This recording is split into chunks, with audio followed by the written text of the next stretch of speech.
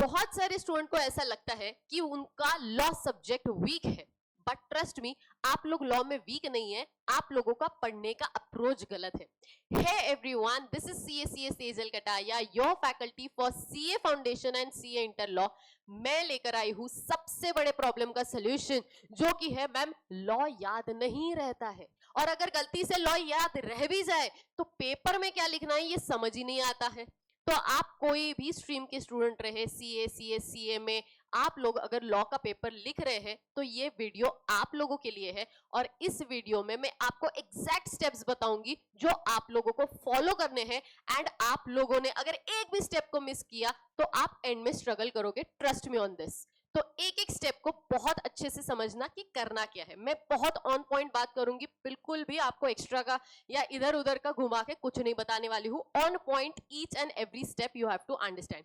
सबसे पहला आता है understanding the concept. Understanding the concept में सबसे इंपॉर्टेंट है, स्टूडेंट को लगता है ये प्रोविजन है इसका मतलब ये है हमें कॉन्सेप्ट समझ गया, नहीं। पहला पॉइंट, लॉ को पहले इंटरेस्ट क्रिएट करने के लिए कहानियों की तरह समझो। दूसरा पॉइंट, जब भी आप लॉ अंडरस्टैंड कर रहे हो तो कोई भी कॉन्सेप्ट आपके सामने आए तो आपको उस पर और क्वेश्चंस क्रिएट होने चाहिए। मतलब ये कॉन्सेप्ट को आप लोगों को, कोई भी कॉन्सेप्ट है, होल्डिंग सब्सिडरी है, कम से कम 15-20 क्वेश्चन आपके मन में आने चाहिए कि इसको अगर ऐसा हुआ तो क्या होगा, वैसा हुआ तो क्या होगा। जब वो अंडरस्टैंडिंग लेवल आप लोगों का बनेगा तभी जाके बोलना कि आप लोगों को कॉन्सेप्ट का अंडरस्टैंडिंग अच्छा है। दूसरा पॉइंट, एक बार कॉन्सेप्ट समझ गया, रिवाइज करना। रिवाइज करने में मैंने देखा है बहुत सारे स्टूडेंट क्या करते हैं, रीड करते हैं। रीड का मतलब क्या करते हैं कि किताब सामने है और याद करने की कोशिश करते हैं, और किताब जब खुली हो तब याद नहीं आए गलती से तो हल्लू से एकदम धीरे से ऐसे देखेंगे और फिर हाँ ठीक है हम लोग को याद है। और फिर जब मेन लिखने की बारी आई तो कुछ भी याद नहीं रहता, पूरा ब्लैंक है। तो आपको समझना है रिवाइज ऐसे नहीं होता है। रिवाइज करने के लिए सबसे पहले तो या तो आपके पास समरी नोट्स होने चाहिए।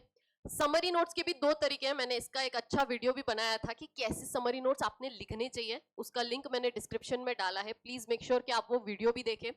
बट समरी नोट्स जब भी हम बात करते हैं तो समरी नोट्स या तो आप किताब के इर्द गिर्द, मतलब जिससे पढ़ा है उसी किताब में लिखो, या अलग से आप लिखो, एज द केस में भी, जो भी आपका वे होगा। तो कैसे लिखना है समरी नोट्स, उसका वीडियो है, गो थ्रू दैट।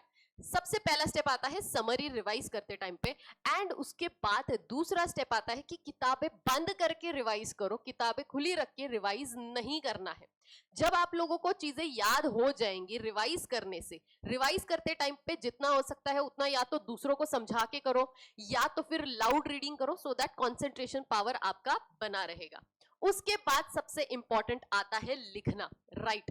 मैंने देखा है बहुत सारे स्टूडेंट आलसीपना करते हैं। स्टूडेंट को लगता है हम इतनी मेहनत करेंगे हमको इतना मिलना चाहिए, नहीं मिलेगा बॉस। आपको ये बहुत क्लियरली समझना है कि जब लिखने की बारी आएगी, एक बार रिवाइज हो जाए, एक बार रिवाइज हो जाए तो उसके बाद एक बार देख के लिखो, एक बार देख के लिखो, ताकि आप लोगों को रियलाइज होगा कि आप लोगों को कौन कौन सी चीजें याद आ रही है लिखते टाइम पे। एंड देन किताब बंद करके वापस से 2 बार आप लोगों ने लिखना है। लिखते टाइम पे भी ट्रस्ट मी ऑन दिस, अगर मैं बोल रही हूँ 3 बार लिखो, क्योंकि मैंने खुद ने ये किया है, एंड ट्रस्ट मी मेरा हमेशा सेल्फ स्टडी रहा है लॉ सब्जेक्ट।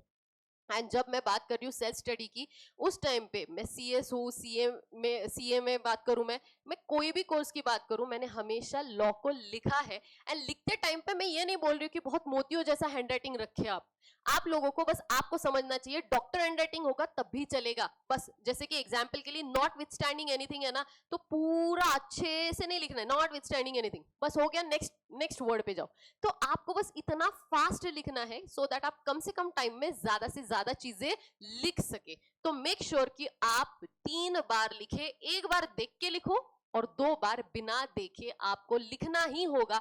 अगर आपने इसमें कंजूसी करी तो ट्रस्ट मी आप लोग सफर करने वाले हो, और यहीं पे स्टूडेंट मार खाता है, क्योंकि लिखना मतलब बहुत जान पे आता है, बच्चों को बहुत लेजीनेस होता है। तो प्लीज मेक श्योर कि आप इस स्टेप को बहुत अच्छे से फॉलो करें। एक बार ये हो जाए then application of the concept, मतलब क्या है, क्वेश्चन आंसर्स लेना है आप लोगों को। क्वेश्चन बैंक लो, क्वेश्चन आंसर मत देखना, क्वेश्चन पढ़ो। क्वेश्चन में आप लोगों का जो अंडरस्टैंडिंग है, लिखा है, समझा है, या जो भी आप लोगों ने पहले 3 स्टेप्स किए हुए हैं उसका आप लोगों ने एग्जैक्ट एप्लीकेशन करना है इन द क्वेश्चन, कि यहाँ पे इस क्वेश्चन में ये कॉन्सेप्ट एप्लीकेबल होगा। तो जैसे ही आप लोग को ये चीज समझ में आ जाएगी, आप लोगों का कॉन्फिडेंस बढ़ेगा कि आप लोगों को आता है।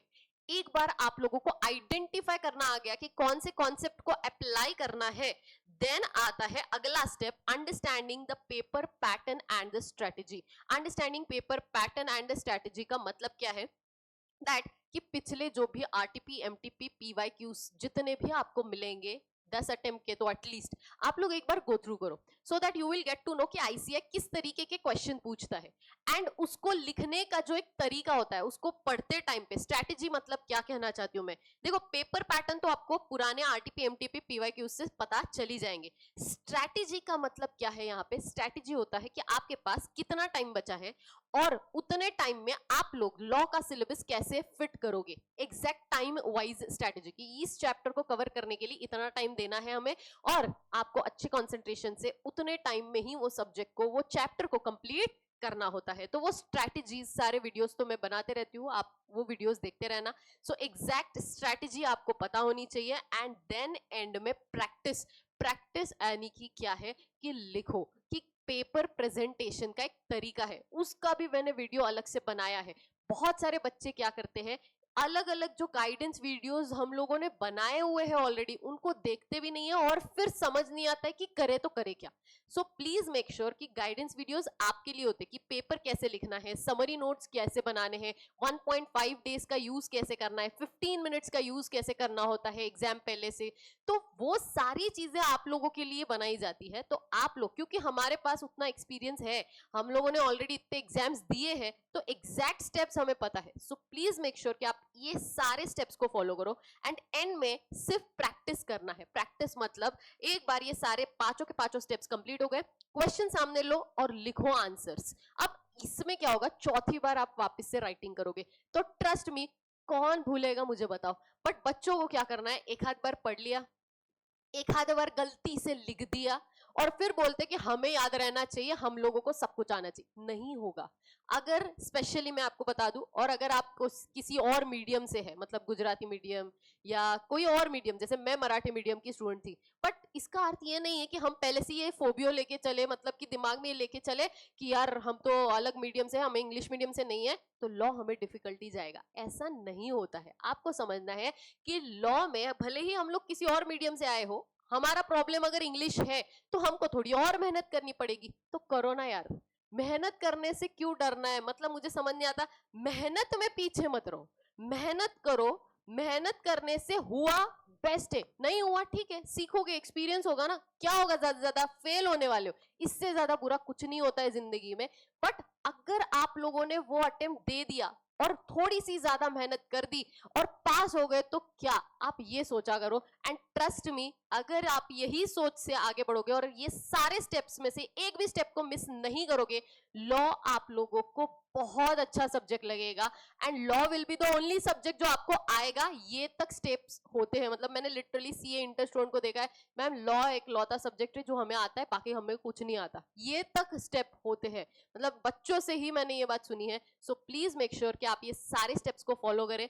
एंड अगर आप लोग को ये वीडियो लगा है अच्छा, तो सारे दोस्तों के साथ ये शेयर करो, क्योंकि देखो एट द एंड आपका अकेले का फायदा मत कराओ, सारे बच्चों का भी फायदा होना चाहिए। सो जितना हो सकता है उतना इस वीडियो को शेयर करो, कमेंट करो आप लोगों को लॉ में कहां पे प्रॉब्लम आती है, so that I will get to know and I will make video on that.